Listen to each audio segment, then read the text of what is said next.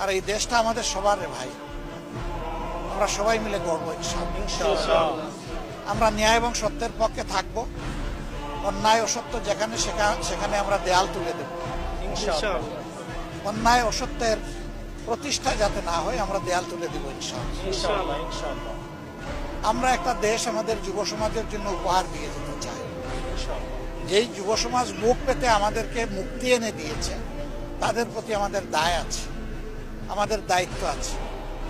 তাদের যে আকাঙ্ক্ষা, এটা অস্বাভাবিক কিছু না। আল্লাহ তাআলা সম্প্রতিও কিছু দেশ আমাকে ঘোরার তৌফিক দিয়েছে।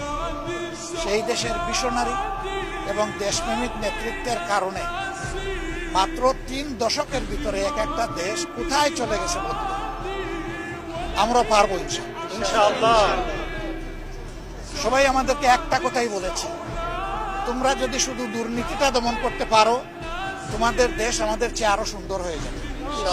কারণ তোমাদের মানুষগুলো আমাদের দেশে যারা সার্ভিস দেয়, তাদের সার্ভিসের উপর ভিত্তি করে এই সমাজ যদি আগাইতে পারে, তাহলে তোমাদের দেশ কোনো আগাবে না। আমরা এই জন্যে আজকে বলেছি, কতটুকু বুঝাইতে পেরেছি আমি জানি না, কতটুকু স্পষ্ট হয়েছে আমি জানি না, যে ফেসিবাদ বিদায় নিয়েছে একটা লড়াইয়ের মধ্যে, আর একটা লড়াইয়ের মাধ্যমে ইনশাল্লাহ দুর্নীতিকে এই দেশ থেকে বিদায় করতে ইনশাআল্লাহ। এটা সকল দলের জন্য প্রয়োজন, প্রত্যেকটি নাগরিকের জন্য প্রয়োজন। এই দুর্নীতি সমাজ থেকে নির্মূল না হওয়া পর্যন্ত নাগরিক জীবনে কোনো ধরনের কোনো নিরাপত্তা আসার কোনো সম্ভাবনা নেই। আল্লাহ তাআলা যেন এই কাজটাও আমাদেরকে করার তৌফিক দেন।